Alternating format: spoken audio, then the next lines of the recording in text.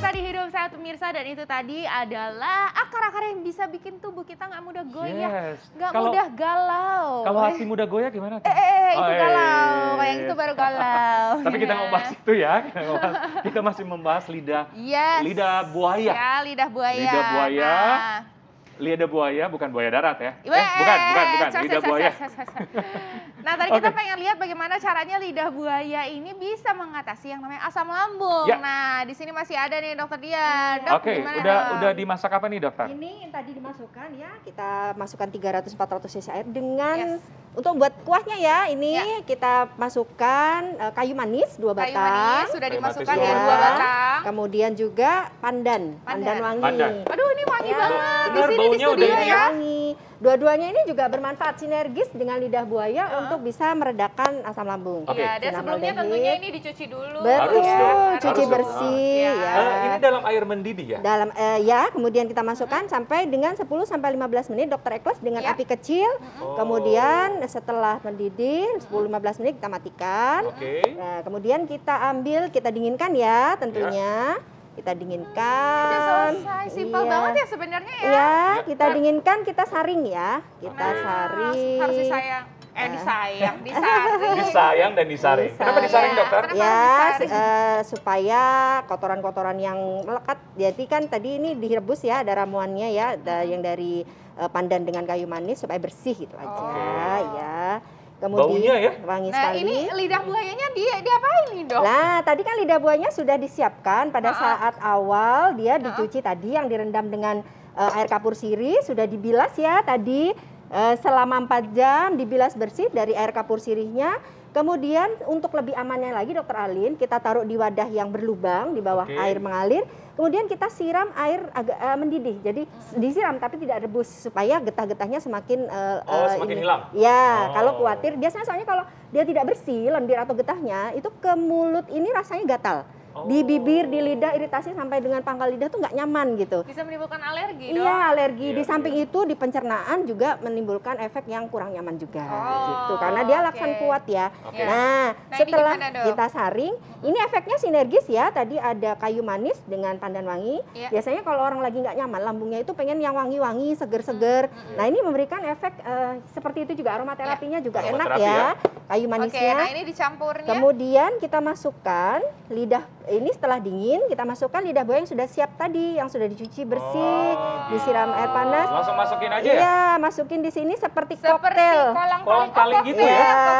Tapi ini seger, rasanya plain ya, karena tidak pakai pemanis, kemudian masih segar juga, dan setelah diteliti memang dengan cara seperti itu juga zat gizinya masih terlindungi juga. Jadi bioaktif compounds-nya, artinya senyawa aktifnya tadi masih bisa didapatkan manfaatnya. Iya, gitu. nah ini kan karena udah ada kayu manis, jadi harusnya rasanya udah manis ya? Sudah agak manis. Jadi bisa nggak? Benar, dicampur ditambah gula atau? Sebenarnya jangan pakai gula sebaiknya. Kalau memang ingin lebih manis lagi, kita pakai madu. Madu boleh. Iya. Ini jeruk dok? Kalau jeruk nanti untuk ramuan yang hipertensi. Oke.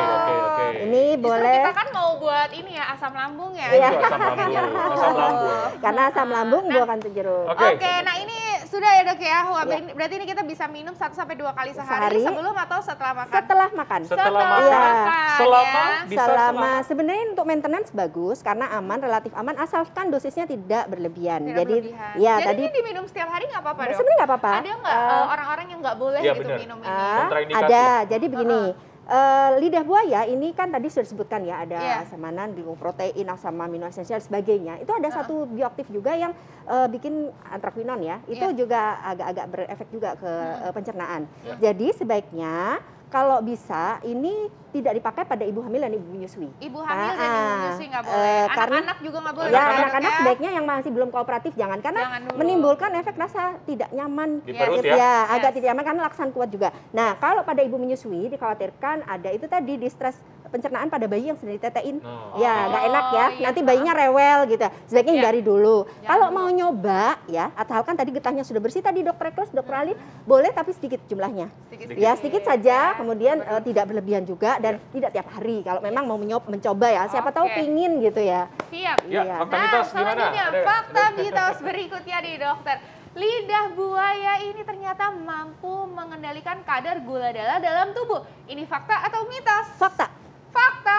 gimana caranya dokter? Jadi, langsung kita buat nih. Iya, jadi sebenarnya ramuannya tidak jauh beda dengan yang tadi dokter Ekles. Jadi kalau yang tadi kan kita pakainya kayu manis dengan pandan. Kalau ini lidah buaya yang memang sudah dia dibersihkan dari lendir tadi yang seperti ini direbus. Langsung direbus ya, kemudian direbus dengan kira-kira 2 gelas air ya. Berarti ini harusnya airnya diganti ya? Iya, nanti diganti ya. Sebenarnya ramuan pertama tadi juga bisa untuk diabetes. Karena sebenarnya pada satu ramuan itu bisa digunakan dengan beberapa indikasi. Bisa buat diabetes juga bisa. Asalkan tidak diberi gula gitu. Tapi yang diabetes dikasih kayu manis gak apa-apa? Justru kayu manis bagus untuk diabetes. Sinamaldehidnya bagus sekali. Justru bagus. Iya. Ya, jadi ini berarti satu ramuan bisa untuk multifungsi. Iya. Jadi bisa untuk hipertensi dan bisa diabetes ya. Ini tadi asam lambung. Iya, kalau asam lambung. Iya. Jadi kalau untuk yang diabetes mellitus ini sebenarnya sudah banyak uji klinisnya, direbus, kemudian diambil airnya, nanti diminum. Jadi 1 sampai 2 kali sehari sama dia dalam waktu setelah makan ya, Dok ya. Nah, ini sebenarnya dengan meminum teratur ini dia tidak sekaligus tapi menyeimbangkan itu perlahan-lahan. Jadi dia disertai dengan lifestyle yang bagus, dia akan merevitalisasi terutama sel beta Langerhans yang ada di pankreas yang fungsinya adalah memproduksi insulin. Jadi dia secara alami dirangsang untuk kembali berfungsi dengan baik gitu. Nah, Dok, ini aku agak penasaran, boleh diminum ya? Boleh. Soalnya baunya baunya wangi banget ya. Jadi sekaligus aromaterapi ya, Dok? Iya, aromaterapi dari kayu manisnya. Biasanya kalau kita lagi enak banget. Koktailnya enak banget, apalagi diminum mendung-mendung gini. Butuh kehangatan, langsung bikin ini. Oke. Ya. Oke, nah ngomongin soal mendung nih, soal hujan-hujan nih. Ada fakta mitos nih, Dok. Iya. Nah, lidah buaya katanya dapat dijadikan obat batuk herbal. Fakta itu mitos, Dok? Kalau obat batuk masih mitos ya. Karena klaim obat itu adalah tinggi, jadi harus melalui uji klinis.